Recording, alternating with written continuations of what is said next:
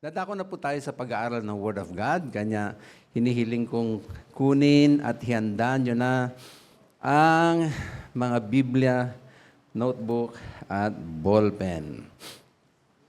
Ating pag-aaralan ng isang pangyayari sa Biblia na hindi masyadong nabibigyan ng pansin. At I praise God dahil ibinigay ng Lord ang mensahe na ito para sa ating lahat at para din naman sa mga tatay. Buksan natin sa Mark chapter 15 at verse 21. Ating babasahin sa New King James Version. Tumayo na tayong lahat bilang paggalang sa pagbabasa. At tulad ng ating practice na binapahayag natin ng blessing nito, so sabihin ninyo sa gilid, harap, likod, pagpapalain ka ng Panginoon. Yan. Basahin natin at matapos mabasa ay manatili sa pagkatayo, hingi tayong blessing sa ating Panginoon. Mark 15:21, New King James Version. Handa po. Basa.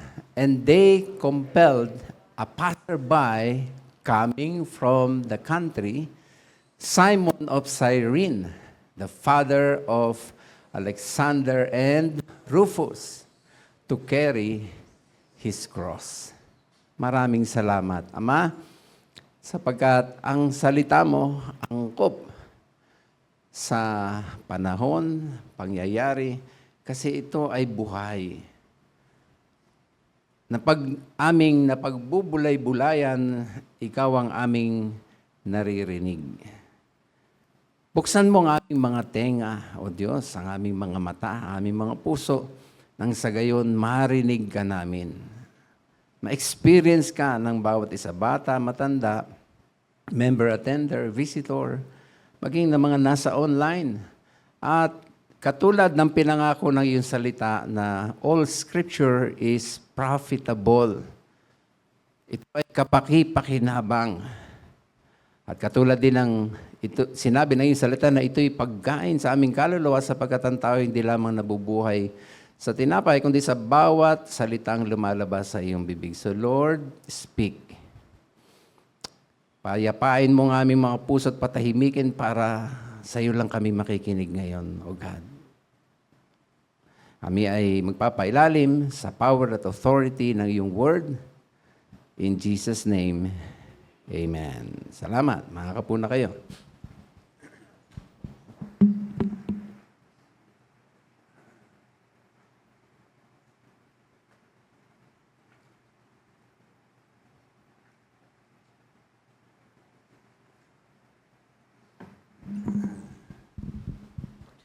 Allow me na i-share po sa inyo ang isang simple at payak na mensahe kasi maikli lang talaga yung talata. Baga may rule sa interpretation o sa homiletics na when the Bible says na yun lang, huwag mo nang dadagdagan. Kung ano lang, yung sinabi niya, yun lang yun. Okay? Kanya, bukod sa ito'y maikling talata, maikling description lang din ang tungkol dito kay Simon of Cyrene. So, ang mensahe natin ay isang simple at payak. Pero promise talagang, bless po tayong lahat. Ang title po ng ating pagsay may pamagat pong The Lesson from Simon of Cyrene para sa mga modern fathers. Punahin po ninyo una sa lahat, dun sa text na binasa natin, na si Simon ay isang manlalakbay. Simon was a pilgrim. Siya ay naglakbay mula Cyrene patungong Jerusalem. Ang Cyrene ay major city ng northern coast of African continent. So malayo, no? Pumunta itong si Simon sa Jerusalem to celebrate Passover feast kasi siya ay isang Hudyo. Now, listen, ang kanyang journey, pag binulay-bulay na natin, ay may great spiritual significance. Promise talaga nakaka-bless po ito. No?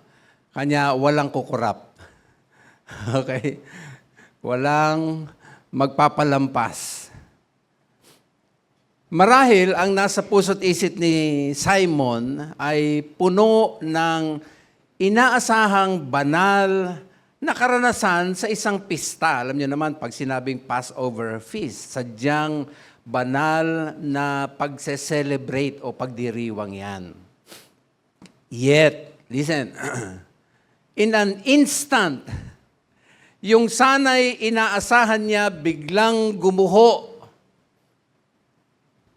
Bakit?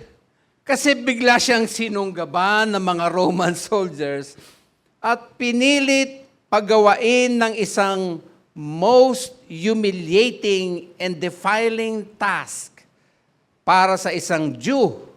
Ano yung pinapagawa sa kanya ng mga Roman soldiers? Bubuhatin niya ang instrumento na pinang-e-execute sa isang condemned na tao. Nandiyan pa kayo? So talagang kahiya-hiya yung ginawa sa kanya at hindi yun ang ina-expect niya. Take note, Simon wasn't even a spectator. Hindi niya pinapanood yung ginagawa sa Panginoong Hesus. Kasi ang liwanag ng sinabi ng Bible, he was just passerby. Nakikiraan lamang siya. Kasi papunta nga siya ng pista. Ay sukat ba naman sa dinami-dami ng tao, ay siya pa yung pinuwersang magbubuhat ng krus na binubuhat ng Panginoong Hesukristo. It was not his plan or desire to carry the cross. Pero makinig. Ako po'y naniniwala na hindi po ito aksidente. It was divine appointment orchestrated by God to bring an ordinary man into the very heart of salvation history. Pwede bang palakpakan natin si Lord yan? Yes! Ang karanasan ni Simon ay walang kaduda-dudang sobrang nakakasyak. Ay hindi niya in-expect eh. Papunta ng pista, bigla ba namang pabubuhatin ng isang instrumento ng kriminal? Sobrang nakakababa yung pinagawa sa kanya. Kahiya-hiya. Physically ay hindi madali sapagkat tiyak mabigat yung krus. He was forced to walk behind Jesus, witnessing firsthand the suffering of the Savior. Kitang-kita niya. Sinusundan niya ang Panginoon. Dahil siya na nga ang nagbuhat ng krus. Pero makinig. Sabi mo sa iyong katabi, makinig. This compelled act, kahit pinilit lang siya, however, transformed Simon's life. Nagbago ng buhay ni Simon. This involuntary act, mga minamahal, bagamat initially ay source of humiliation, kahiya-hiya. Ngunit sa plano ng Diyos, ito'y naging daan ng kanyang kaligtasan at ng kanyang pamilya. Pwede ba palakpakan natin si Lord? Mamaya makita nyo yan, na talagang ang galing ng Lord. Simon's encounter with the cross, bagamat pinuwersa, became powerful testimony na nag-shape ng kanyang pamilya sa pananampalataya. Sa katunayan, significantly, yon ay nag-iwan ng indelible mark sa kanyang pamilya kasi yung role niya bilang ama ng tahanan ay kanyang ginawa ng tama matapos niya maranasan ito. Maya-maya makikita po ninyo yung detalye at patotoo ng mga talata na ating matutunghayan tungkol sa aking sinasabi sa inyo. Balikan po natin yung ating text. Alright, basahin natin ulit sabay-sabay. Handa po, basa. And they compelled a passerby coming from the country, Simon of Cyrene, and then may open close parenthesis the father of Alexander and Rufus, to carry his cross. Napunan niyo po na bakit nilagay pa yung pagiging ama ng dalawang anak. Tama ba? Meron siyang dalawang anak. Simon had a pair sons, at yan ay si Alexander at si Rufus. So ikalawang ibig kong mapunan ninyo, bukod sa si Simon na isang manlalakbay, pilgrim, also binanggit sa text na meron siyang dalawang anak, si Rufus at si Alexander. Special yung pagkalagay. Kasi alam nyo, may message po yan sa atin. Kung bakit sadyang nilagay yung name sa pamamagitan ni Mark, dyan sa Mark chapter 5:21, nilagay sadya yung name at ang pagiging ama ni Simon sapagkat meron siyang mensaheng dinadala sa atin lalo ngayon. Mark's Gospel unquietly identifies Simon as the father of Alexander and Rufus. This seemingly small detail, mga minamahal, pero it carries immense significance. Ang sinasuggest po sa atin na ito, mga minamahal, na itong dalawang anak na sinasabi, sadyang nilagay ni Mark, ay sinasabi na known figure in the early Christian community. Kasi nga dahil sa galaw, ugali at pinakita ng kanyang tatay doon sa pagbubuhat ng krus. At yon na naging impact sa buhay ng kanyang pamilya kung kaya sila'y nakakilala din sa Panginoon bilang tagapagligtas. Minsan papalakpakan natin si Lord. Now listen carefully. Ito na. Tulad ng ordinaryong ama ng tahanan, na sa tuwing umuwi ng bahay, may daladalang kwento sa family lalo kung ang pangyayari ay kakaiba. Nag-agree kayo doon? Di ba? Tayo mga tatay, pag uwi, may dala tayong kwento. Ginagawa niyo ba yan mga tatay? Yung pag-uwi niyo, may dala kayong kwento sa bahay? Tiyak na yung nangyari kay Simon na bigla siyang hinablot, bigla siyang inutusang kunin at buhatin ang krus ng Panginoong Hesus. Tiyak, mga minamahal, pag-uwi niya, kinuwento niya ito sa kanyang mga anak at asawa. Ito lang, nakaraang mga araw, may inuwi ako sa aming bahay na kwento. Sabi ko, dito, pakinig. Una, hirap po kasi kami i-diet itong aming alagang asong si Asher. Overweight na raw siya dahil siya po ay nasa 25 kilos na. Alam niyo ba na halos taon na naming dinadiet po yan. Talagang bawas ang pagkain. Kasi yun ang sabi ng doktor, meron pa naman daw siyang parang heart murmur na kailangan talaga i-diet. So hirap na hirap po kaming i-diet si Asher. Kailangan ko siyang dalhin sa vet sapagkat schedule ma-deworm. Sa madaling salita, ay tinimbang at ang na-record, pinakita sa akin, 24.9. Sabi ko, 1 point lang. Taon na namin yung dinadayet. 1 point lang ang nabawas.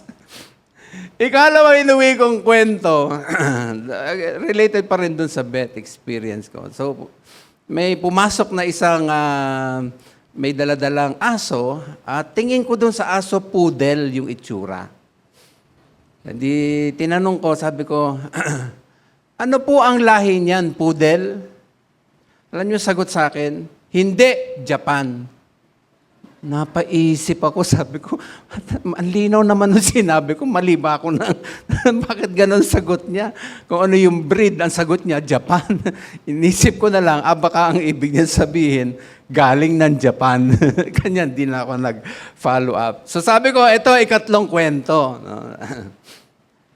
Ibinaba ko, di tapos na sa bet, binaba ko sandali diyan sa daycare, dog daycare center.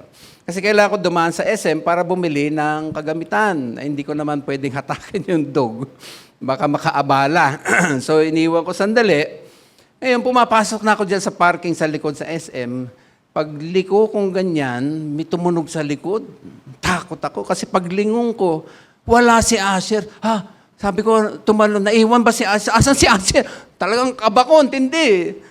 Bigla ko naalala, iniwan ko nga pala sa daycare center si Asher. Ano ba ito? Ganyan yata talaga pagka nakakaedad na.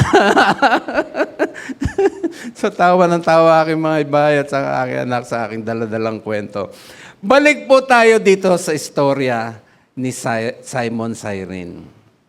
Naniniwala po ako na dinala ni Simon sa tahanan nila yung kwento dun sa nangyari sa kanya na pinabuhat sa kanya ng Roman soldiers yung krus na buhat-buhat ng Panginoong Hesukristo. Nagbulay-bulay po ako. Sabi ko, Lord, ano bang gusto mong ituro nito sa amin? Bulay-bulay po ako.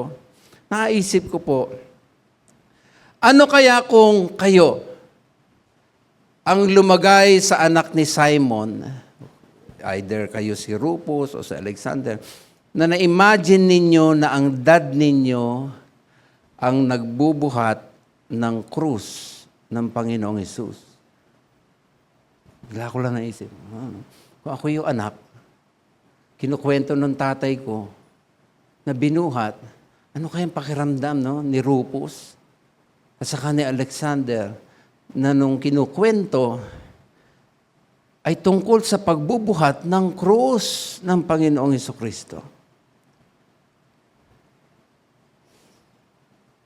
Marahil, nung kinukwento ni Simon sa kanyang mga anak at asawa, ay hinipo din sila ng Panginoon. Ako'y naniniwala na pag ang tungkol sa Panginoong Hesukristo, lalo sa kanyang kamatayan, ang istorya na ikukwento mo, may kapangyarihan ng Diyos na dadaloy doon. May mensahe ng Diyos na dadaloy doon.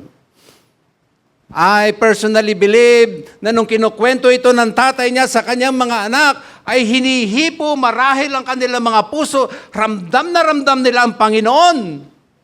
Habang kinukwento ito, na siyang naging daan ng kanilang kaligtasan din. Amen? Pwede ba palakpakan natin si Lord? Anong patunay, Pastor? Ano yung mga pinagkukwento mo? Anong patunay na talagang nadala yan at yan ang naging dahilan? Pakinggan po ninyo ang sinabi ni Pablo sa mga taga-Roma. Romans 16:13. Look what happened. Sabi ni Paul, greet, sino? Rufus. Ano yung dinugtong ni Paul? Chosen in the Lord. Meron pa And his mother, who has been a mother to me too. Wow. Wow. See that, mga kapatid? In Romans 16:13, most historians and commentators believe na itong si Rufus na minention dito ay siya yung tinutukoy ni Mark na anak ni Simon of Cyrene na nagbuhat ng cross. Historians and Bible experts, commentators, naniniwala. Sa katunayan, sabi ni Eusebius, sabi mo sa iyong katabi, Eusebius. Si Eusebius ay isang historian, Jewish historian, father of church history, kinikilala bilang father of church history. Sabi niya, listen, quote, "The Gospel of Mark was written in the vicinity of the city of Rome." Nung ginagawa ni Mark yung kwento na yan na si Simon Cyrene nagbuhat, habang sinusulat daw ni Mark yan, nandun siya sa Rome. Ganda. Kanya nga maraming naniniwala mga experts sa Bible Nakilalang kilala itong si Rufus sa community ng mga mananampalataya at kilalang kilala din siya ni Mark. That's why special mention. Inutusan ng Holy Spirit, isulat mo hindi lamang si Simon the Cyrene, idagdag mo kadugtong na nagbuhat ng krus ay merong karugtong na anak yan, si Alexander at si Rufus. Sabi mo sa iyong katabi, Alexander at Rufus. Oh, listen. Sa encounter na naganap sa buhay ni Simon Cyrene, ito po, mga minamahal, ay nag-o-offer ng powerful application sa mga modern fathers. May kinalaman pala ito sa atin ngayon. Makinig. Huwag niyo sabi ko sa iyo, huwag kayong kukurap. May kinalaman pala ito sa ating mga tatay. For modern fathers, Simon experienced na pinabuhat siya ng krus ng Panginoong Yesus at dinala niya ito sa kanyang tahanan. See that? Hindi lang ito basta pagbuhat na karanasan. Dinala niya yung karanasan na yon sa kanyang tahanan. Ito po ang lesson sa ating lahat, lalo na sa mga modern tatay. Sulat niyo. Do you seek to bring the Lord sa inyong tahanan? Ginagawa niyo ba yan na matapos niyo maranasan si Lord sa trabaho, ay pag-uwi niyo, ikukwento ninyo sa inyong mga anak? O baka hindi niyo pa nagawa yan. Ganda. Ang ganda na hamon sa mga tatay. Pinakamagandang maiuuwi sa tahanan ay yung kwento, karanasan sa Panginoon Kristo, isasalin mo sa iyong mga anak. Pwede bang palakpakan natin si Lord? Mga tatay, ano ang inyong dinadala sa inyong tahanan? Ano ang inyong pasalubong na dala? Ano ang inuuwi nyo sa inyong tahanan galing sa work? Alam nyo ba? Huwag kayong kukurap dito. Alam nyo ba? Ano man ang iuuwi ng tatay sa tahanan, ito ay may malaking epekto sa pamilya. Do you agree? Nandiyan pa kayo? Ano man iuuwi nyo sa inyong tahanan, ito ay may malaking epekto sa inyong pamilya.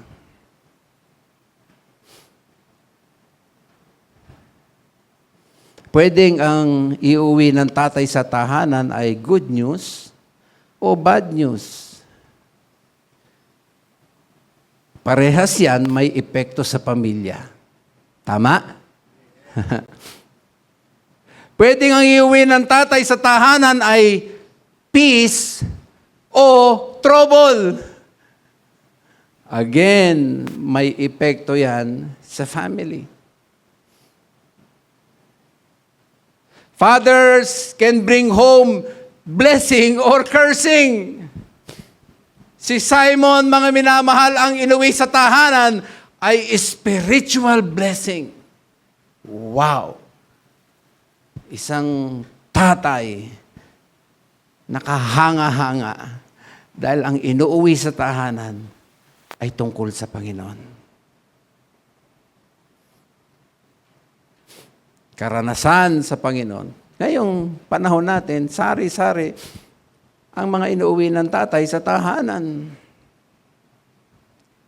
Merong tatay na dinadala sa sariling tahanan ang kanyang kirida. Ay, napapanood natin sa news, di ba? Hindi niya sariling asawa dadalhin sa tahanan. Sarili niyang tahanan. Merong iba ang dinadala sa tahanan ay malaking problema. Para yan yung isang tatay pag-uwi, sabi, anak, mainit-init pa ulo. Natalo ako sa sabong. Huwag ka na muna mag-enroll, wala tayong pera. Wow.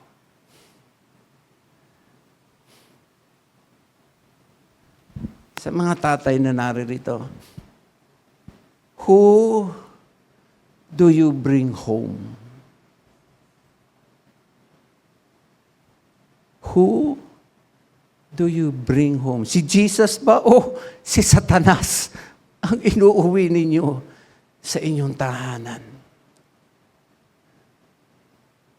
Kaka-inspire itong si Simon Cyrene. Ang inuwi niya sa kanyang tahanan ay Panginoong Hesukristo. Amen? Isang tatay na kahanga-hanga. Ano ba ang mga dapat iuwi ng tatay sa tahanan? Dinala niyo na ba ang Panginoong Hesukristo sa inyong tahanan? Kinausap niyo na ba ang inyong mga anak? O mga anak, ipon-ipon tayo. Sinabihan niyo na ba sila tungkol sa Panginoong Hesukristo na kailangan nilang tanggapin sa puso bilang Lord and Savior, sapagkat kung hindi, ay hindi sila pagmamanahan ng kaharian ng Diyos? Nasabihan niyo na.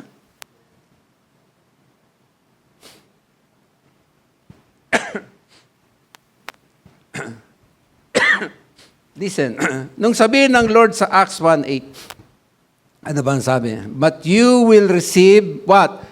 Power when the Holy Spirit comes upon you, and you will be my witnesses in Jerusalem. Ano kasunod? Judea. Ano kasunod? Samaria.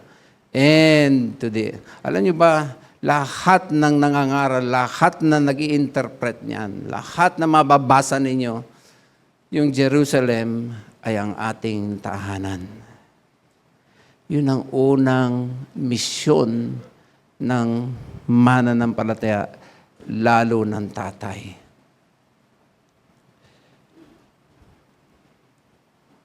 Nandiyan pa kayo?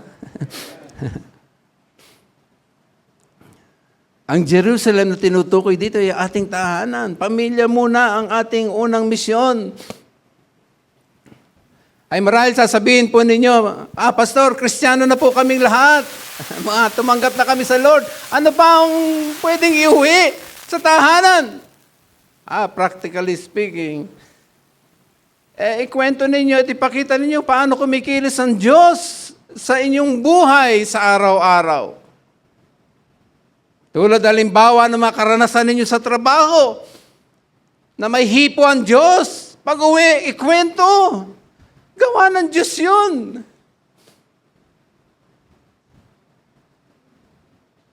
Yung isang tatay, ang ganda ng kwento niya kasi tungkol sa pagpili niya sa pasensya sa gitna ng tensyon. Sabi niya, doon sa trabaho, meron akong katrabaho, meron akong kliyente, naging masungit. Hindi makatarungan, kausap. Sa halip, sabi niya, sa halip na magalit ako, naramdaman kong paalaala ni Jesus na manatiling mahinahon. Kinuwento niya ito sa kanyang anak. Sabi niya, anak, muntik na ako mawalan ng pasensya sa isang meeting.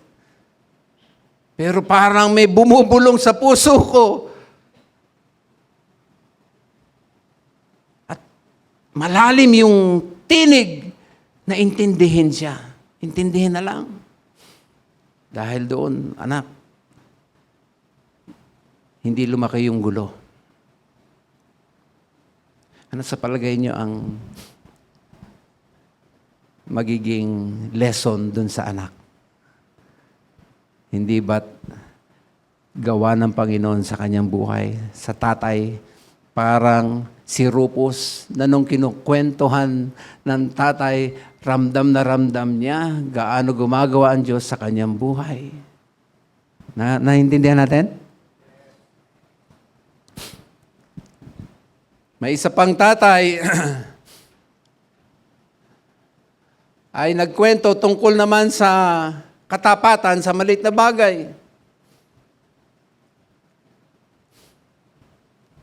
Sabi niya, yan ang hirap sa trabaho, madali kang matukso. Ang daming tukso, ang daming shortcut. Pero pinili kong gawin yung tama.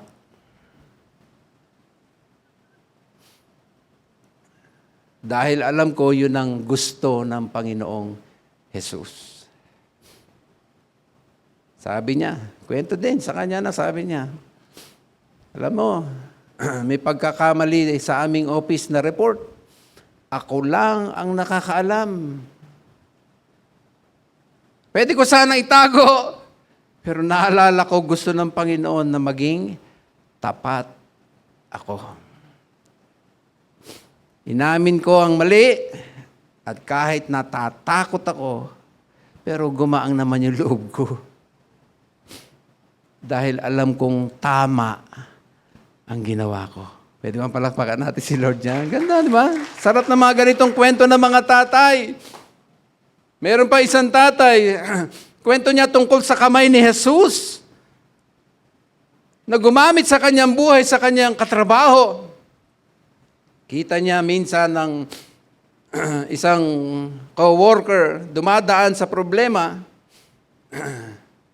at sabi niya, naramdaman ko, inudyukan ako ng Panginoon, natulungan ko siya, samahan ko siya, payuhan ko siya, panalangin ko siya. Kinuwento niya sa kanya, sabi niya, alam niyo, nung makita ko yung kasamahang yun na natulungan, umiiyak. Sabi niya, hulog ka ng langit.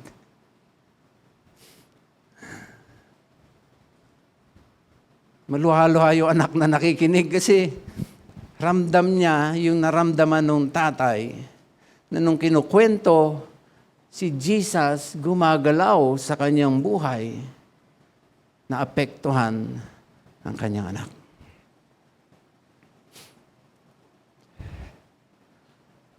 Lahat ng ating mga kwento araw-araw ng karanasan sa Panginoon, ito'y nagkikreate ng legacy sa ating mga anak. Naniniwala ba kayo doon? Yung ating mga actions kasi, no, sa paano tayo mag-react sa problema, siyempre, kwento mo yun, no?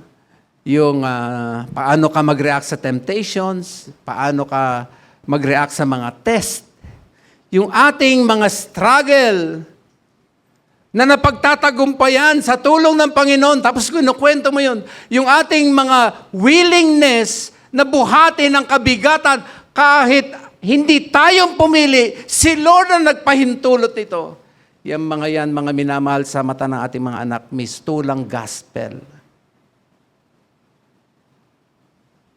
Sa mata ng ating mga anak, yung nakikita nila sa ating galaw, ay mistulang nagbubuhat tayo ng krus ni Kristo.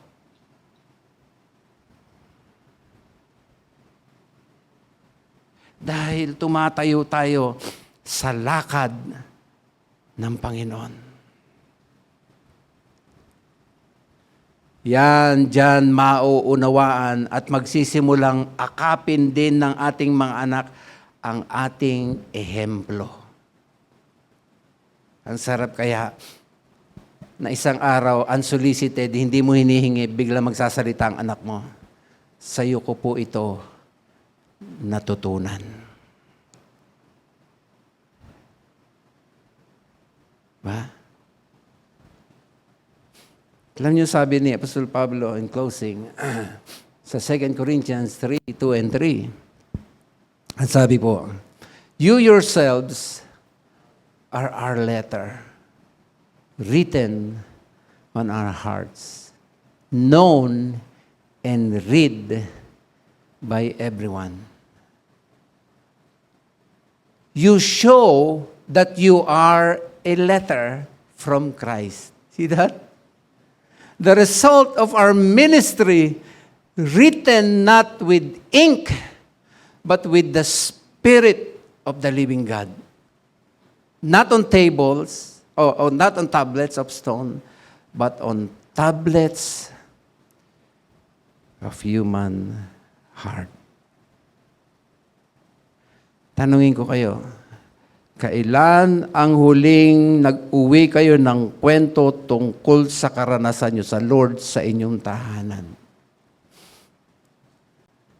When was the last time na ang sinabi ninyo, dala-dala excited pa kayo kasi alam nyo, gawa ni Lord sa buhay nyo, ikukwento ninyo sa inyong mga anak? Ay, wag po natin tipirin yan. Wag natin sayangin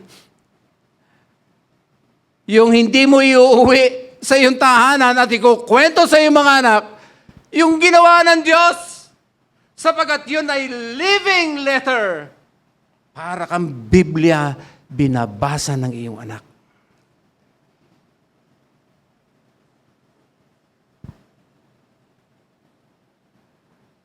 Yan, mga minamahal, maghuhubog sa gusto nating faith na matatamo ng ating mga anak. Kwento ng karanasan sa Panginoon. Parehas kayo ng mga pastor, ng trabaho ng pastor. Trabaho ng pastor, mag-feed ng flock. Pakanin. Utos yun ni Jesus sa mga pastor. Feed my flock. Bawat tatay, ikaw ang magpapakain ng pinagpapastoran mong tahanan. Masyado na tayong madaming naikwento, mga pelikula, mga chismis, mga political senaryo. Si Jesus. Kailan natin huling kinuwento si Jesus sa ating mga anak? Ha? Sana na-inspire tayo ni Simon Cyrene. Na-bless ba kayo? Ganda. Ganda. Basahin niyo pa yan. Ang ganda po. Salamat po aming Ama sa magandang mensahe. Maikli, simple, napakapaya. In fact, kakapiranggot lamang ang pagkabanggit kay Simon of Cyrene na may dalawang anak, si Alexander at Rufus. Pero ang ganda, oh God, ng mensahe sa mga tatay ngayon. Kung meron man pinakamagandang magagawa kami, ayun yung mag-uuwi kami ng kwento ng gawa mo sa aming buhay. Kasi yun ay living letter, powerful testimony ng gospel, na para bagang kami ay nagbubuhat din ng krus na nakikita ng aming mga anak. I pray, Lord, touch mo mga tatay, na ito yung hanapin, ito yung idulog sa iyo. Lord, bigyan mo ko maraming kwento. Gusto ko, Lord, yung maraming experience sa iyo. At ito yung may kukwento ko sa aking mga anak. Kasi yan, Lord, tatatak, indelible ink. Hindi sulat ng ordinaryong tinta, kundi sulat ng banal na espiritu sa buhay ng tao. Tumayo po tayong lahat at awitin po natin ang Search Me, O God, and awitin natin prayerfully. Search me, O God, and know my heart today. Try me, O Savior, know my thoughts, I pray. See if there be some wicked ways in me, some wicked ways in me. Cleanse me from every sin. Cleanse me from every sin and set me free. Lord, thank you sa magandang mensahe mo ngayon para sa aming mga tatay. Thank you, thank you, thank you. Speak. At nagawa ko na po yung aking part. Ikaw naman, Banal na Espiritu, humipo. At sa inyo na mga tatay na gustong lumapit sa Panginoon, di ko lang kung anong gusto nyo ilapit, pero alam kong meron kayong gustong sabihin kay Lord. Ano man po yan, hali kayo.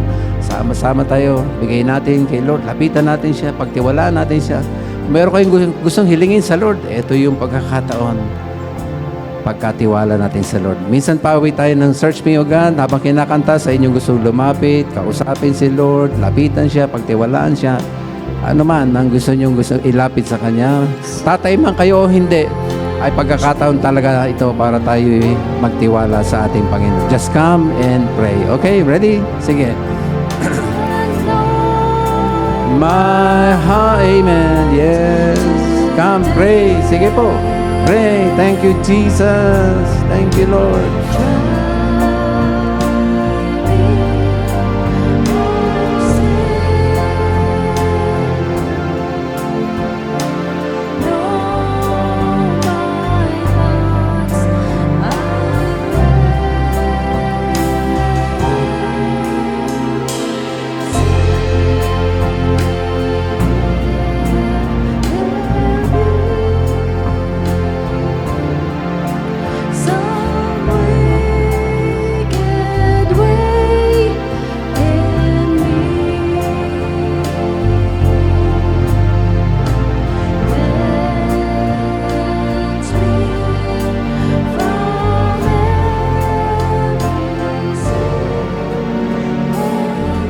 Hindi na tayo kakanta, pero pakinggan lang natin ang tugtog.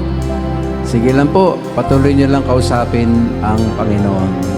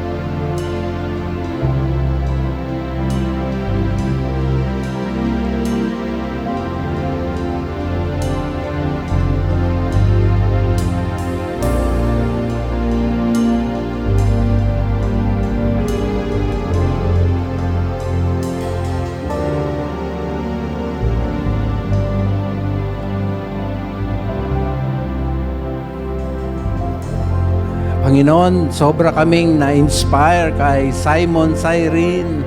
Magpatuloy itong magpaalaala palagi sa amin na napakahalaga na may inuuwi kaming tungkol sa Panginoong Jesucristo sa aming tahanan.